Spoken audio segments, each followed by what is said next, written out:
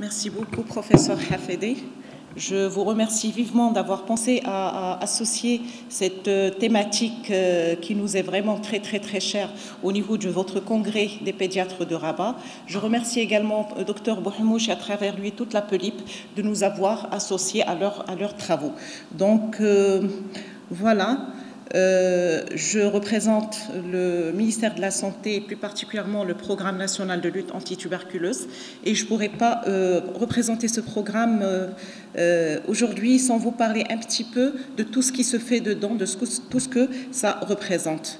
Et donc, on commence par la lutte antituberculose au Maroc, qui est encadrée, au fait, par des engagements du pays à l'échelle mondiale, que ce soit à travers la stratégie de développement durable, donc pour l'atteinte de la cible 3.3 des objectifs de développement durable, que ce soit dans le cadre de la stratégie mondiale pour mettre fin à la tuberculose d'ici 2035 de l'OMS, ou que ce soit dans le cadre de la déclaration à laquelle notre pays a souscrit. C'est une déclaration politique à de très haut niveau au niveau des Nations Unies pour accélérer tous les efforts de lutte pour l'élimination de la tuberculose dans le monde. Et puis dans le plan national, cette lutte, elle s'inscrit bien sûr dans le cadre du plan sectoriel 2025, et puis au niveau plus spécifiquement du programme, dans une succession de plans stratégiques nationaux, dont le dernier est le PSN 2021-2023.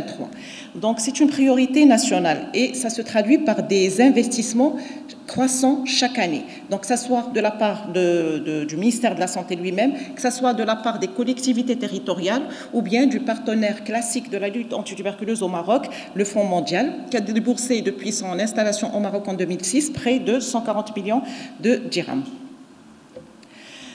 Cette lutte, elle est organisée au sein d'un dispositif d'offre de soins qui se fait principalement en ambulatoire, mais à chaque fois qu'il y a besoin, le patient est adressé aux prestations hospitalières des différents niveaux, des 3 niveaux hospitaliers. Donc, la cheville ouvrière pour la lutte antituberculeuse, c'est le CDTMR, le Centre de diagnostic et de traitement des maladies tuberculeuses. On devrait avoir un centre au niveau de chaque préfecture ou de chaque province.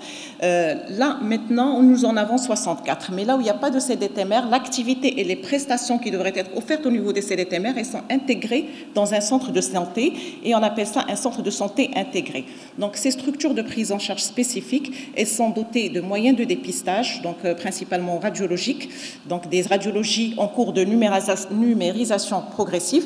Elles sont dotées de moyens de diagnostic, donc tout ce qui est microscopie pour le diagnostic, mais aussi pour le suivi, tout ce qui est biologie moléculaire, donc le GeneXpert est depuis 2020 la méthode de diagnostic initial de la tuberculose. Auparavant, il se faisait que pour les résistances. Maintenant, c'est pour le diagnostic initial et il y a une implantation progressive des GeneXpert au niveau des CDTMR du Maroc. Nous en sommes à 69.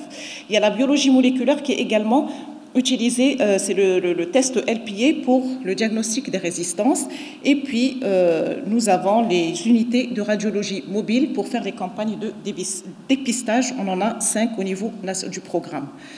Tout ceci devrait contribuer à offrir aux patients des soins, des prestations de diagnostic et de soins qui sont gratuites, entièrement gratuites, que ce soit dans ce dispositif ambulatoire ou au niveau hospitalier. Sachant qu'à titre juste indicatif, que juste la cure de traitement, elle peut varier de 600 dirhams pour une tuberculose pharmacosensible à 40 000 dirhams pour une tuberculose pharmaco-résistante. Tous ces efforts, à quoi ils ont abouti? Donc, si on prend le profil épidémiologique de la tuberculose au Maroc sur les 40 dernières années, on a noté 2-3 petites choses qui font penser, qui suggèrent qu'il y a une baisse effective de la transmission de la tuberculose dans la population générale. C'est quoi? C'est une moyenne d'âge qui est en augmentation. Donc, la moyenne d'âge du patient tuberculeux qui était de 28 ans en 1980 est maintenant de 37 ans. Et si on prend par groupe d'âge, donc la population de moins de 14 ans qui représentait 17% des cas ne représente plus que 7% des cas. Par contre, celles qui dépassent plus de 45 ans, qui étaient eux-mêmes à 17%, ils représentent maintenant 30% de toute la cohorte des tuberculeux.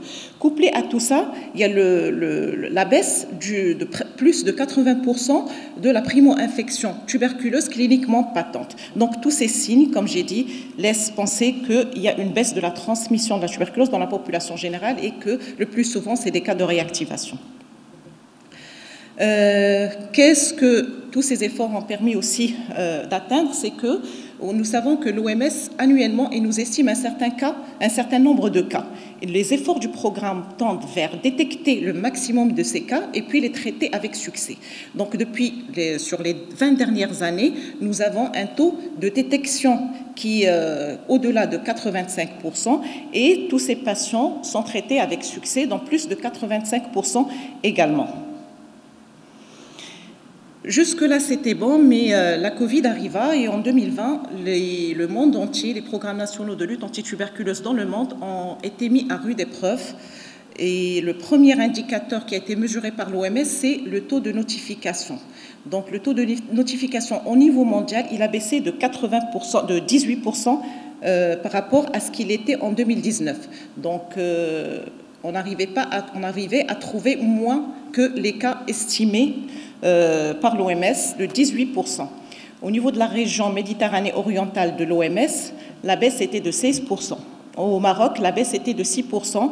Et considérant que les personnes qui étaient en charge de la lutte antituberculeuse, principalement les pneumologues ou les personnels des CDTMR, étaient eux-mêmes mobilisés dans la riposte Covid, dans la vaccination, dans les tests et tout cela. Donc on comprend avec cette baisse limitée de moins 6% qu'il y a eu beaucoup d'efforts qui ont été mis à l'œuvre pour mitiger un petit peu l'impact. Donc, les estimations pour l'année 2020 étaient de 36 000 en 2020.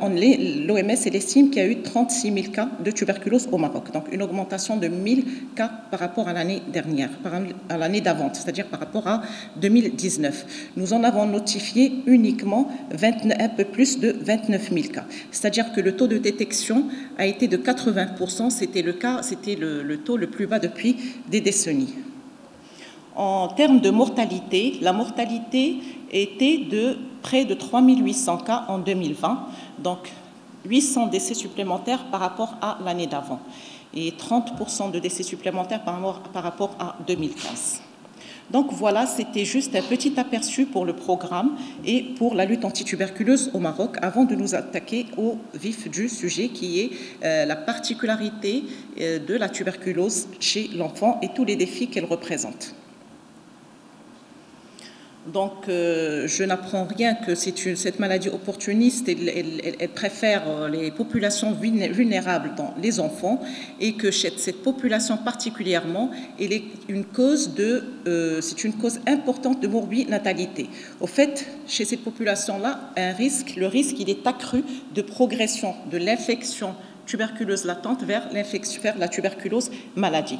Et puis, le risque est également très élevé pour faire des formes disséminées. Et ces formes, comme vous le savez bien, sont associées à une mortalité élevée.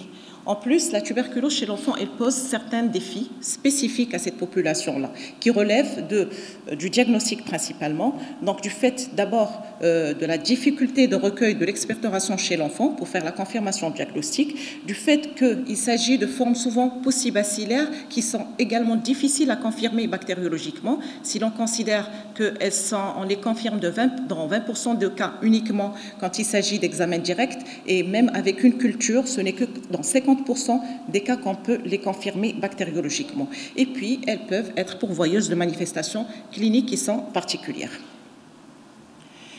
Qu'est-ce qui se passe du côté épidémiologique dans le monde? Donc, l'OMS a estimé toujours en 2020 qu'il y a eu un peu plus de 1 million d'enfants atteints de tuberculose de par le monde. Donc, ça représente 11% parmi l'ensemble des cas des tubercules. Et cette proportion se voit plus fréquemment au niveau des pays endémiques, des pays en voie de développement et des pays qui sont endémiques au VIH.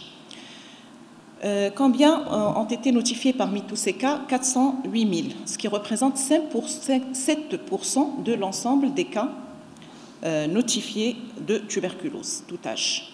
En termes de mortalité, l'OMS a estimé qu'en 2020, 230 000 enfants sont décédés de tuberculose, dont 16% vivaient avec le VIH.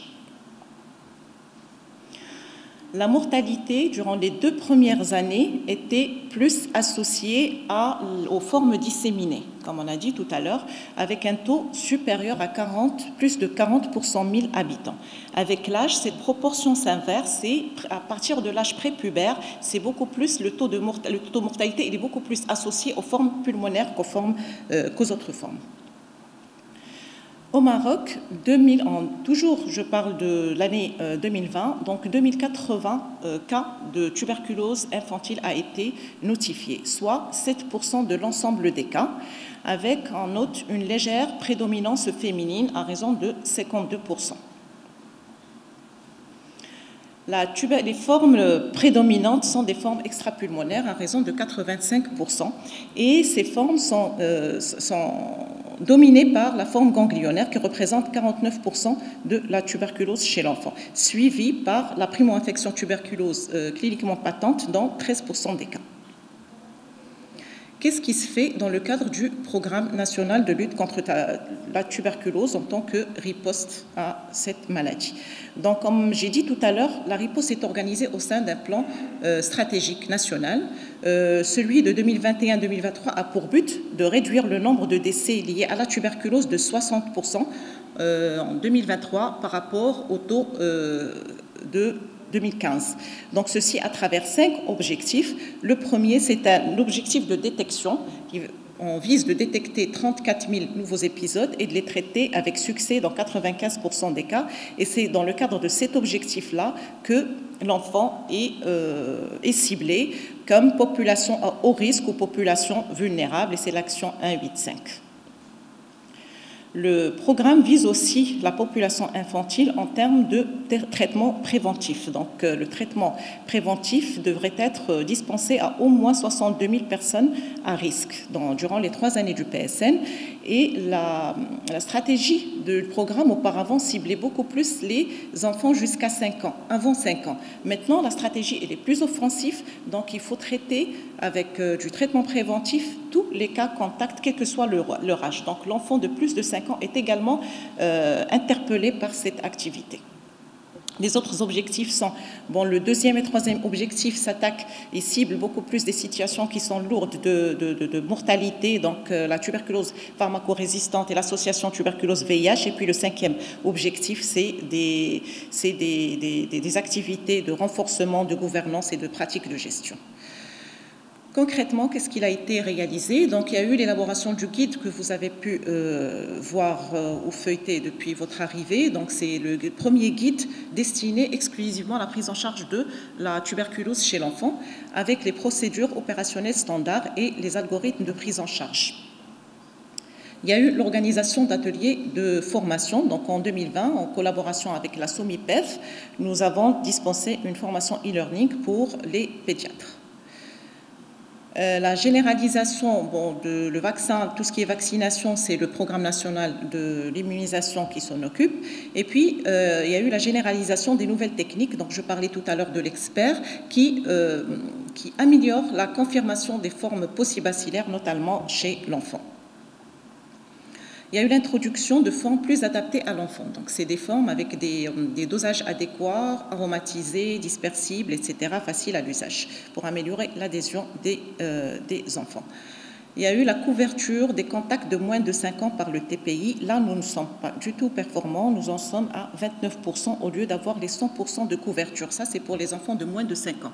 Là, dans la nouvelle stratégie, nous visons même l'enfant de plus de 5 ans. Alors, il y a l'intégration et la participation du programme dans différentes manifestations scientifiques, d'où notre présence parmi vous, et je réitère vos remerciements pour l'intérêt accordé à cette thématique. Et puis, il y a l'intégration du volet tuberculose de l'enfant dans le plan de formation du programme en 2021 et en 2022, que ce soit en présentiel au profit de pneumologues du secteur public, donc tout domaine confondu, donc à la fois ambulatoire et hospitalier, et puis en e-learning pour les médecins généralistes des établissements de soins de santé primaires. Il y a eu l'acquisition des nébuliseurs pour améliorer un petit peu le recueil des expectorations au niveau des CDTMR. Et puis, il y a l'extension, comme j'ai dit tout à l'heure, de la couverture par traitement préventif à l'isoniazide pour les personnes âgées de plus de 5 ans. Les cibles sont fixées pour les moins de 5 ans, au fait. Donc, la cible, c'est de traiter au moins 40% en 2021, au moins 70% des enfants de moins de 5 ans en 2022 et au moins 95% en 2023. Je vous remercie pour votre attention et j'espère ne pas avoir été trop longue.